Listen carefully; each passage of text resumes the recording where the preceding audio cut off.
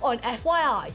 Political drama as the Prime Minister steps down and the search begins to find his replacement. There should be a new leader, therefore a new Prime Minister. Plus, why the rising costs of food means our school lunches are changing. And we meet some of the UK's youngest filmmakers picking up awards. And the winner is Mia, made by Zoe from Aberdeen.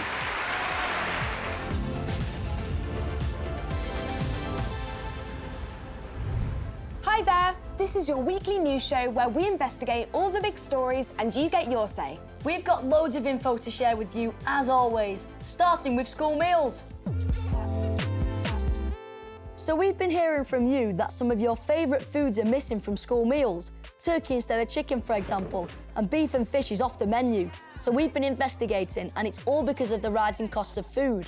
So the companies that are responsible for looking after our school meals, the caterers, have said that they've had to reduce our options, you know, and what we can have at lunch, and switch to more cheaper meats and processed food. Basically everything has gotten more expensive, hasn't it? I mean, like clothes, food, electricity, gas and petrol. Drivers have been staging protests like this, you know, driving really slowly on the motorway to make a point about petrol prices rising and how much they've gone up. And it's all because of fossil fuels like gas and oil. You know, they're needed for petrol and electricity, and because, you know, they're in short supply, it means that the price of them has gone up. It means that making and delivering goods have become more expensive as well, and they pass that cost on to the customer in what they charge us. And of course, I think the war has played its part as well, because we used to get a lot of stuff from Ukraine. So the government provides the money to the caterers that then provide our school meals, and the government released a statement saying that they are reviewing the rising costs, and they also point out that they are providing more free school meals than ever before to support families that are struggling.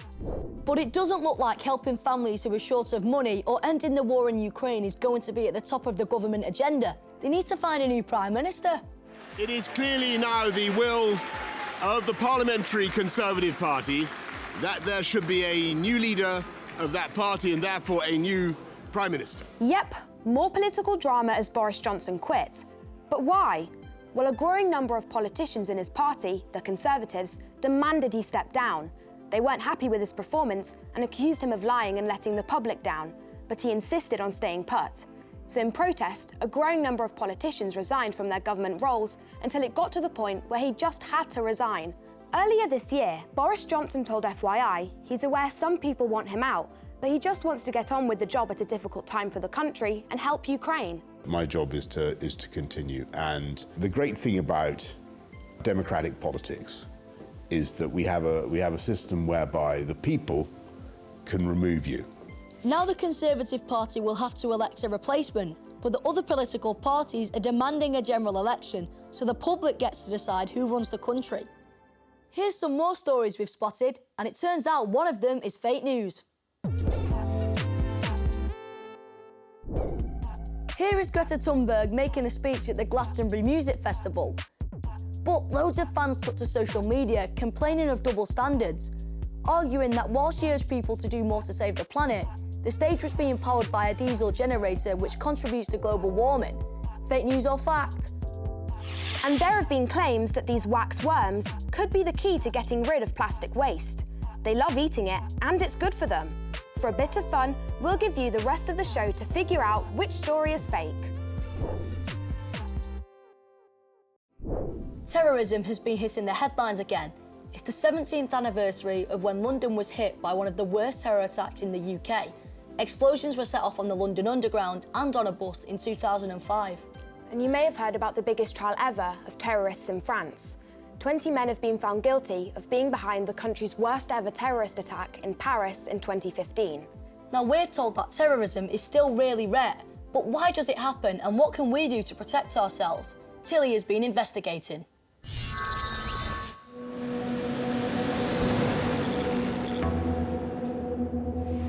Terrorism has been a threat to the way that we live our lives for a very long time.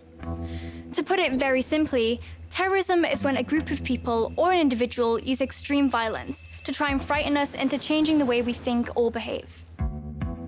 So how long has terrorism been going on for? Well, remember the 5th of November, gunpowder, treason and plot. You've probably heard that nursery rhyme before, right? But did you know it's actually about one of the earliest examples of terrorism here in the UK? The so-called gunpowder plot happened back in 1605, when a man called Guy Fawkes tried to blow up the Houses of Parliament. But before Fawkes could light the fuse, he was caught. The event is still remembered with fireworks every November 5th. So what about these days? How likely are we to become a victim of terrorism? Well, it's completely understandable that some of us do worry about this, but what I found out is that terrorist attacks in the UK are extremely rare. In fact, if you look at the statistics, you're more likely to be killed by a lightning strike than by a terrorist. Most terrorist attacks happen in countries with a recent history of conflict or political unrest, like Afghanistan, Iraq, and Nigeria. But the most deadly attack of this century happened in the USA. 4 passenger jets were hijacked by a terrorist group called Al-Qaeda. 2 of the planes were flown deliberately into New York's tallest skyscrapers, killing nearly 3,000 people. The 3rd plane crashed into the United States military headquarters, the Pentagon. And the 4th plane crashed into a field after a struggle between passengers and the terrorists. The attack has become known as 9/11 because it happened on the 11th day of the 9th month, September. It was carried out by terrorists from the Middle East who wanted to enforce an extreme version of the Islamic religion on the Muslim world. Islam is a peaceful religion, but this small network of people adopted violence and brutal laws to enforce their extreme beliefs. Their plan was to overthrow any government in the Muslim world that stood in their way and terrorize Western countries that supported those governments. They also said they wanted to punish Western countries for attacking their countries throughout history. So even though terrorist attacks are very rare, what do experts advise the public to do if they're ever faced with an incident?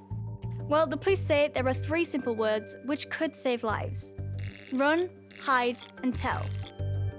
The first thing to do is to run away and try to find somewhere safe to hide, making sure mobile phones are turned to silent so the attackers aren't alerted to where people are hiding. Then, finally, once it's safe, the advice is to tell the police about what's happened by ringing the emergency number 999. And remember, if you're still worried about terrorism, then it's a good idea to speak to an adult who you trust.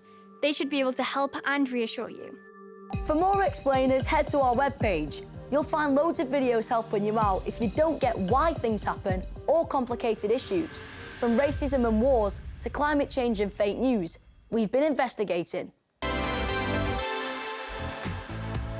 Here's a viral video that's a bit of a heart stopper. This highly trained daredevil walked from one mountain peak to another in Austria, using a slack rope, a very thin line of webbed fibres. Well, this is my favourite OMG video. A photographer got this amazing footage of a great white's razor-sharp teeth. It's images like this that give sharks a bad rap. I mean, they are terrifying, but attacks on humans are still really, really rare. We all love shooting videos and sharing them with our friends, but have you ever thought that you might be good enough to become a professional filmmaker? Yeah, so I headed to an award ceremony to meet the winners of a filmmaking competition. Some of those films were absolutely amazing. Yeah, they were. And this wasn't just any award ceremony. Yes, so another glamorous red carpet event has rolled out, guys. I mean, there are celebrities everywhere. But this time, they're only giving out awards because the Insta Film ceremony is all about young filmmakers. The Insta Film Awards celebrates the best the UK has to offer in filmmaking by us young people. The nominated films cover topics like the impact of lockdown and mental health, the struggle to protect the environment, climate change, Ukrainian cultural identity, and a film about OCD. Driven to despair. So basically, it was about a girl with OCD who takes the bus and then misses her stop, and it's how she has to kind of deal with the fallout of that and deal with like the rising anxiety. And I think it does end on like quite a positive note. We get a drum roll, please. The Year the World Changed by pupils from Bessica Primary School in Doncaster. Can you tell us a little bit about what your movie was all about? So it was about the first lockdown and how it affected everybody differently. I don't think I could have made a film as good as your guys now, let alone when I was 11 or under. It's just incredible. Monster. The 2022 Changes for a Better World Award goes to Change Direction. I want you to panic. I want you to feel the fear I feel every day. I am passionate about fighting climate change and love making films which help spread the message. It's Food Fight! Our film was about a food fight, and we thought of all the different puns to say. Ciabatta, watch out! And we just had the best time making it. Another one bites the crust. Good, like 6 months of at least planning it. Wow. We got a lot of it filmed, and then COVID happened. And the winner is Mia, made by Zoe from Aberdeen. Woo! So my movie's about someone, loved one, passing away and basically them a bit struggling with it, and the main message is that you're not alone. There's other people that are going through it as well, and if you talk to them, it will help a lot, and yeah, you're not alone in the journey. You can reach so many people via the medium of film. It's a huge kind of tool that we can use to make the world a better place, and I strongly believe that, especially with people like this around. It's just such a great way of young people being able to express their mind and really portray their voice in the most brilliant of ways, and there's so many ways to do it, and the way that these young people have done it has been really inspiring for me as a creative. Well, what a day it's been. I've met some incredible young filmmakers looking to break through in this industry, and boy are they doing a good job. Nice one, and well done to all of you. But it did get us thinking though, are there enough opportunities for people of all different backgrounds in the film and TV business, especially on screen? We are seeing more diversity. For example, take the new cast of Doctor Who. But is enough being done? That's the question we put to an FYI News Club at St Michael's School.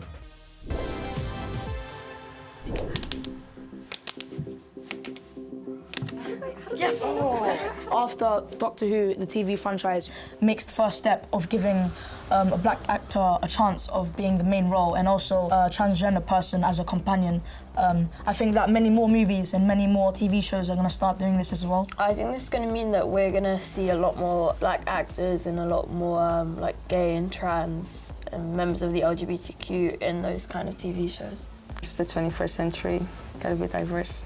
There's also women. Like, you know the last Doctor Who before this one, right? Yeah. There was a female actor. Yeah, that was the first time in like a long time. No, not even a long time, There forever. wasn't even any female main characters, was there? Before it was white male leads, and it's really good how they're inviting other people, like of other ethnicities and sexualities, to do different things now, because it just makes it more inclusive, and maybe more people will watch it and make it even better. Oh, I'm excited about the new companion. Yeah. I love she's such like a staple figure in like the British queer community. When you look at the TV, you might think, oh, you don't really see yourself, but when they're showing like diversity in like same-sex relationships or people of colour, you can definitely sort of look at the TV and like as a role model. I mean, just for the fact that Doctor Who is adding black people as their main character and transgender people as their companion, just for that fact, I might even watch it today. I might even go to my TV today and watch it today. I mean, haven't filmed yet. Oh, okay, not okay. When it comes out. Yeah, I was just testing you. Remember, if you want to have your say on an issue right here on FYI, just head to our webpage at first.news/FYI. You'll get all the info on how to set up an FYI News Club at your school. OK, let's reveal the fake news we spotted. Rumours that the stage Greta Thunberg made a speech on was powered by a diesel generator were fake. Organisers of the Glastonbury Music Festival reacted, saying the generator used environmentally friendly biofuel. So the revelation that these waxworms eat plastic is fact. They get their name because they love honey, but the makeup of honey is similar to plastic. So according to scientists, they're able to digest it. We'll need a lot of these worms to clear up the world's plastic waste, though. Remember, if you want more help in spotting fake news, then just head to our webpage at first.news/FYI, where you can find loads of tips and explainers. Well, that's about it from FYI, but before we go, Corbin wanted to share a big moment in his life with us. We'll leave you with his snaps that went viral of him wearing a red dress to his school prom, to loud cheers from pupils and staff at the Archbishop Sancroft High School. Corbin says it sends a message. You can be who you want to be, and his mum is really proud of him. See you next time.